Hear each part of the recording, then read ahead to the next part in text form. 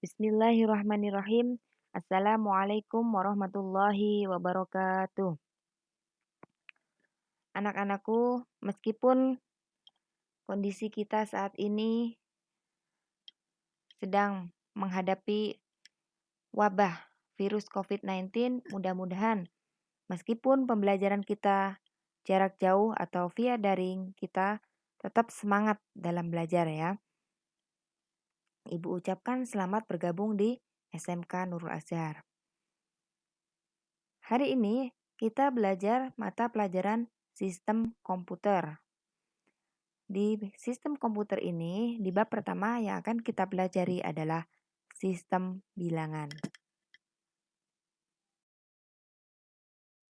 Tak kenal maka tak sayang. Jadi sebelum kita masuk ke materi, kita perkenalan dulu.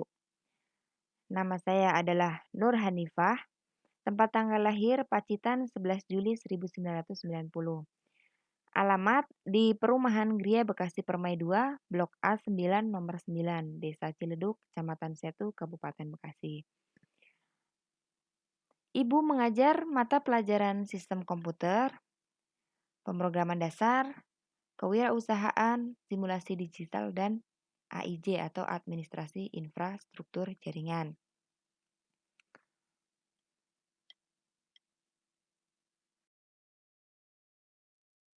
Sebelum kita ke pokok pembahasan kita, ke materi, kita perlu tahu konsep atau peta konsep sistem komputer di semester pertama ini. Yang pertama, di bab pertama kita akan mempelajari tentang sistem bilangan. Di bab yang kedua nanti kita akan mempelajari tentang relasi logik dan fungsi gerbang logika. Di bab ketiga ada operasi aritmatika. Di bab keempat itu ada arithmetic logic unit atau biasa disebut dengan ALU. Yang ke bab kelima yaitu rangkaian multiplexer, decoder, flip-flop, dan counter. Jadi di peta konsep ini adalah mata pelajaran yang akan kita pelajari di bab atau di semester 1.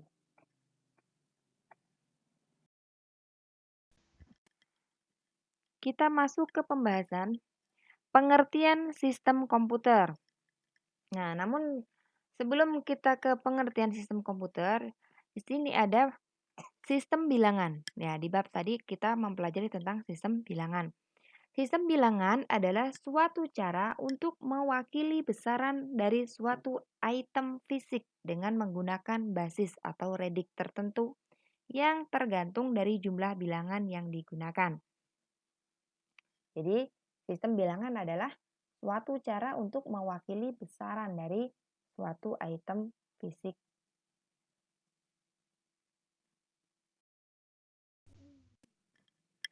Sistem komputer. Definisi dari sistem komputer adalah jaringan elemen-elemen yang saling berhubungan, berbentuk satu kesatuan untuk melaksanakan suatu tujuan pokok dan sistem tersebut. Nah, dari definisi tersebut, sistem komputer itu memiliki tujuan. Nah, tujuan pokok dari sistem komputer adalah mengolah data untuk menghasilkan informasi. Nah, supaya tujuan pokok itu tercapai, maka harus ada elemen-elemen yang mendukungnya. Elemen-elemen pendukung dari sistem komputer adalah ada 3. Yang pertama ada hardware, software, dan brainware. Di mana ketiga elemen sistem komputer tersebut harus saling berhubungan dan membentuk satu kesatuan.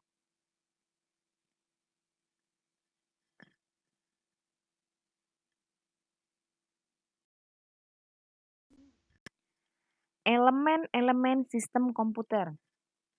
Tadi sudah disebutkan, elemen dari sistem komputer itu ada 3, yaitu ada hardware, ada software, dan ada brainware. Hardware itu adalah perangkat keras. Maksudnya seperti apa? Perangkat keras adalah peralatan di sistem komputer yang secara fisik bisa terlihat dan bisa dijamah atau bisa diraba dan dipegang. Contohnya adalah monitor, mouse, keyboard, dan lain-lain. Yang kedua adalah software, yaitu perangkat lunak.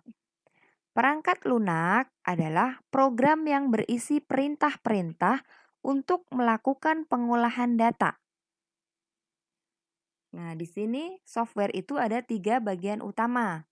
Yang pertama adalah sistem operasi, yang kedua adalah bahasa pemrograman, dan yang ketiga adalah aplikasi.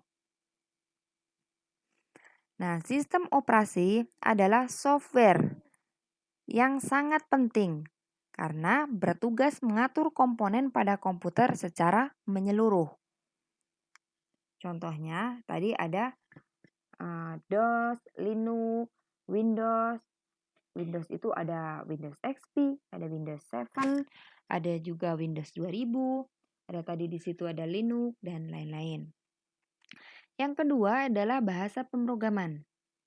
Bahasa pemrograman adalah bahasa yang digunakan oleh user atau oleh pengguna yang dapat dimengerti oleh mesin atau dimengerti oleh komputer. Nah, di bahasa pemrograman ini contohnya ada Visual Basic, C++, Pascal, dan lain-lain. Nanti untuk bahasa pemrograman ini akan kita pelajari pada pelajaran pemrograman dasar. Ya. Yang ketiga, ada aplikasi. Nah, software aplikasi merupakan pelengkap dari pada komputer yang digunakan untuk membantu menyelesaikan tugas dari pengguna. Jadi, software aplikasi itu adalah untuk menjalankan perintah dari pengguna dalam menyelesaikan sebuah tugas. Contohnya adalah Microsoft Office. Ada antivirus atau juga ada Winamp, Mozilla, atau web, browser, dan lain-lain. Selanjutnya yang ketiga adalah brainware. Brainware adalah komponen terakhir dari serangkaian komponen sistem komputer.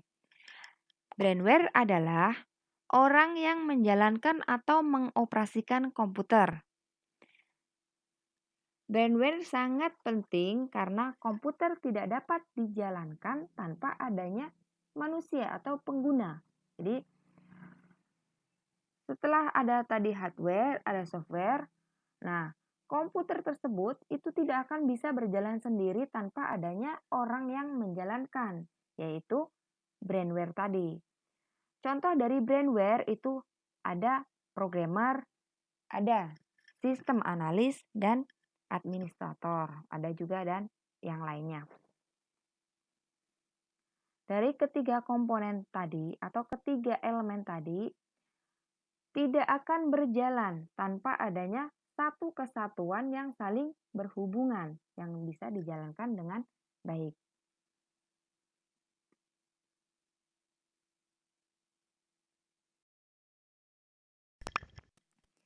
Kita masuk ke pembahasan kemampuan komputer.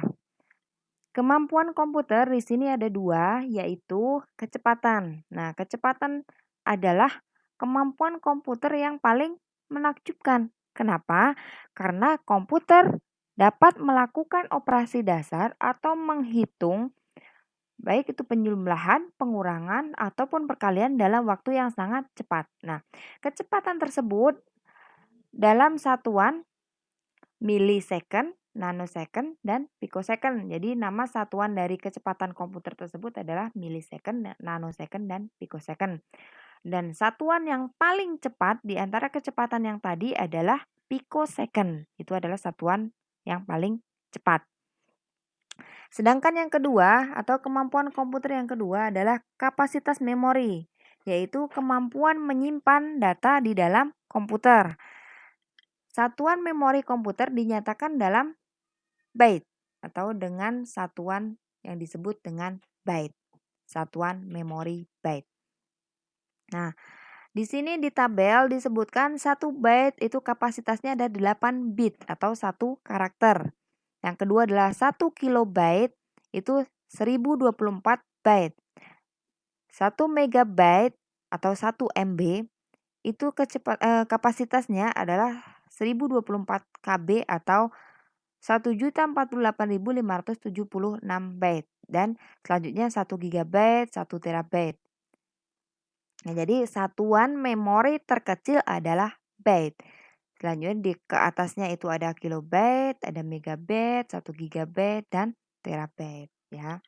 Jadi bisa dimengerti ya, kecepatan komputer itu kemampuan komputer itu ada dua, yaitu kecepatan dan kapasitas memori.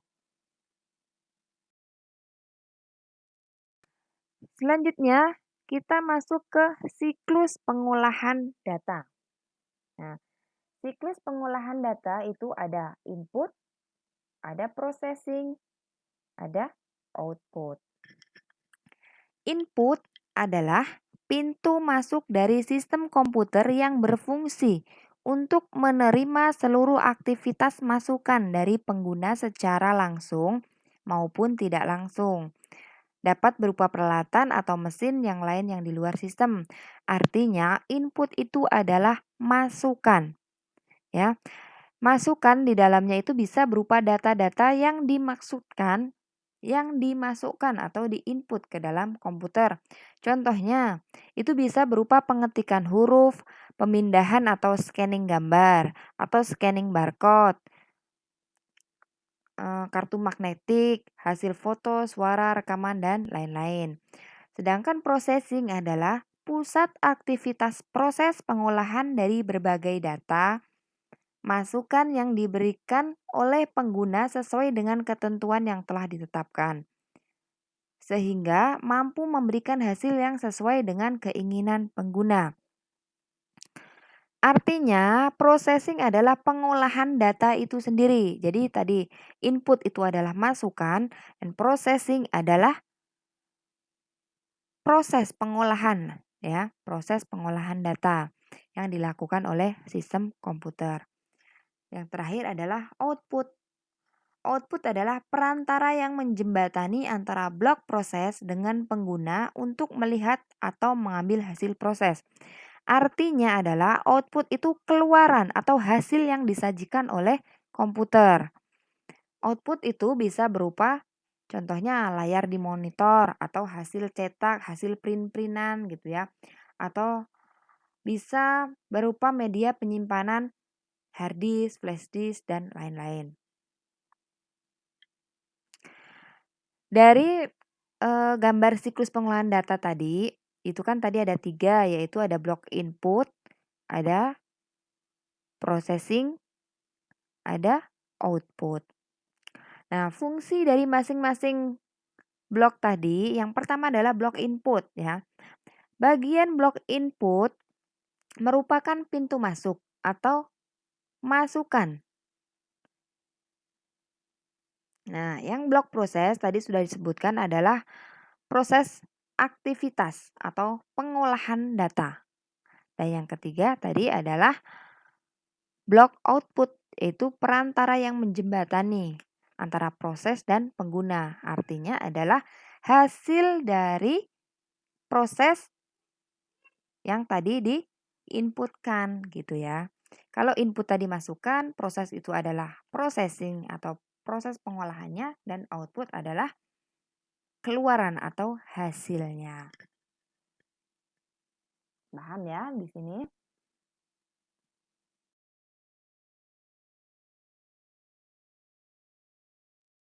Materi pertemuan kita yang pertama kali ini cukup sampai di sini saja.